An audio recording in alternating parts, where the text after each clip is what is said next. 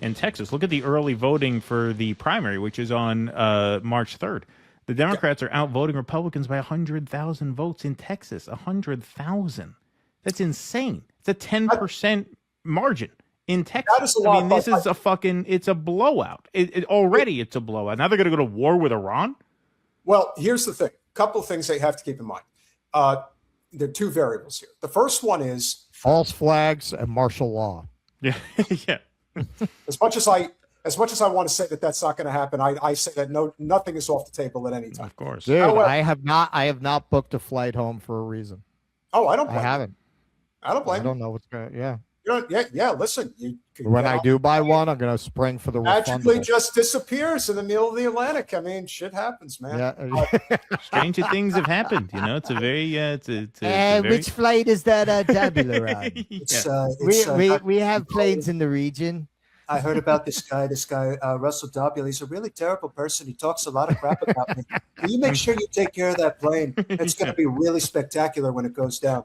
No, I think what's the one variable, the one variable that gets ignored here is that GOP voters in particular vote on election day. That is a known thing within the GOP. Yeah. They are known to get to the ballot box on election day. It's a thing. It's a cultural thing. It's important. They want to see all their friends. It's like having a cookout at the polling station. So for them, that's actually an important component. The other variable, which I don't think people are truly not grasping yet, and that's why, like I said, voting blue won't save you. Do people still not understand that this is an oligarchs game that just goes back and forth between the two parties whenever they feel like it? Whenever they decide they want to give $100 million to one side, $100 million to the other side. Miriam Adelson decided to give $100 million to Donald Trump instead of Kamala Harris because she was convinced that he would be able to get more of what she wanted done had he gotten in there. Trump didn't need $100 million from Miriam Adelson to get elected. He took the $100 million because he was willing to make a deal with her saying, no, you totally give me that money. I'll do whatever you want. And she gave him that money and he's doing exactly what they want. Yeah, that's how it works. No as much as I hate seeing that that's what humanity has come to, but it's now being exposed for all of us to see. You think anything's changed? Could you imagine what a ruthless, cold-blooded bastard LBJ was behind the scenes? What a ruthless, cold-blooded bastard Woodrow Wilson was behind the scenes? Very little has changed. The only difference now is that we get to see it up close and personal.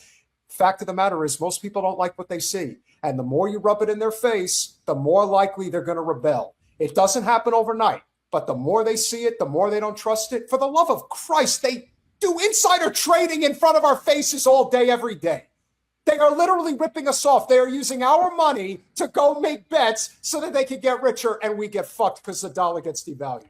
That's why I think this is a moment where you need to develop a very clear proposition for the public, a very clear choice of what you're talking about.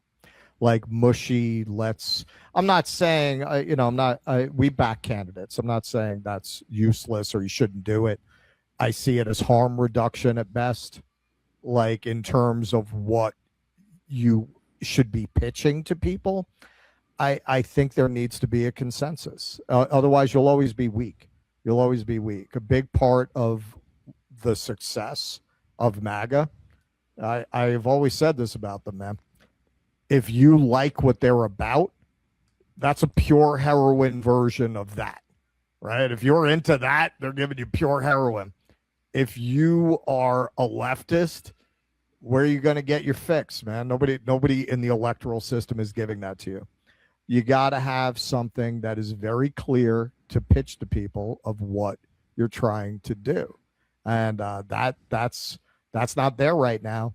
And it's every day that's not there. It's a missed opportunity because, as you point out, the elites and the system that they are engineering and have engineered has never been as discredited in America as it is right now. Probably never in American history has the entire system been this discredited.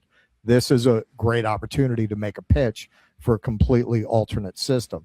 The problem is there is not a large enough faction with a clear consensus that can be pitched in a way that's digestible to the public. It doesn't exist. There's just no group there with the power or the message to fully take advantage of this moment. Well, I would also say that one of the biggest problems that we have experienced in left populism is that there's a lot of egos. There's a lot of people who either want to lead the charge or want to be given credit for, certain things. Listen, Jen and I have been the brainchild, respectively, of a number of things that are out there right now, and we will not say what it is, but we don't need the credit for it because that's not what this is about.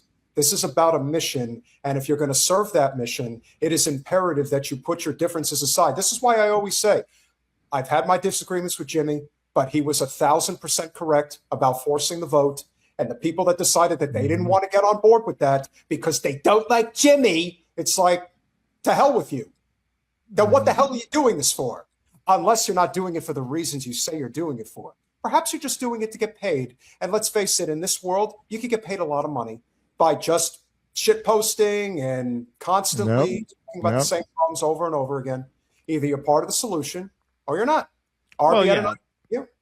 We had our differences. We put them aside.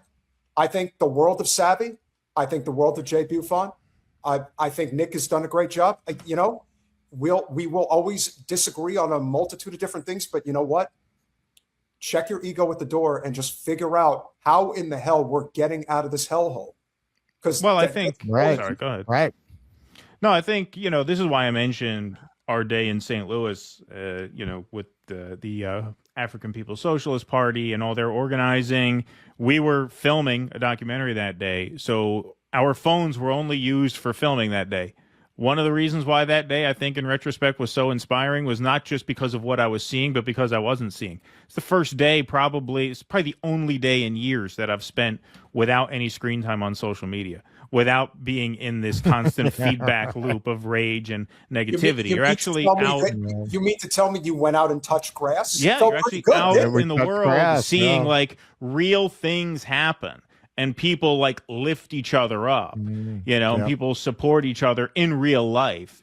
And I think that's something that we all kind of have to have the humility to think about because we're online. We make our living online. The bulk of our activism is online.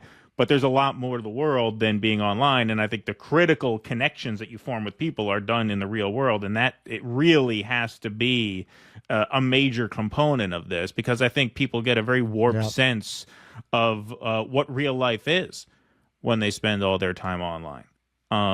So, yeah, I think that's super important. Go ahead. I definitely agree. And this is why the relationships you form can allow you the opportunity to do things when it's absolutely necessary and critical. I'm sure most people saw the interview the other day between Tucker Carlson and Mike Huckabee, which was deeply disturbing on its face, to say the least, in terms of what came out of Huckabee's mouth. But when he decided to go after Anthony Aguilar, who I consider a friend, I was like, all right, corporate media is not going to ask Anthony to come on and be like, hey, did you hear this? He said that you lied about seeing the IDF shoot Palestinian children at the food sites at in the Gaza. GHF, Yeah. So I was like, hey, can you hop on tomorrow night? And so last night he came on, and these are the opportunities where you use your platform, however which way you can, to try to get more and more people to see what's really going on here.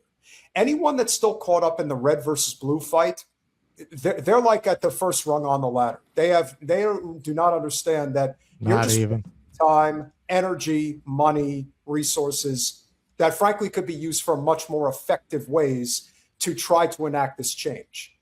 And so that's our job. Our job with our respective platforms is try to make this change plausible. And the fact that we're able to lock arms without ego is half the battle to begin with. That's why you guys are always welcome on our channel and vice versa. The same is true for a number of others out there that are on a similar mission. And we always try to pay it forward. That's what we're supposed to do. That's what this is all about. If you're able to make a living off of it, fantastic. You're putting in the work, you deserve it. But never forget why we're doing this.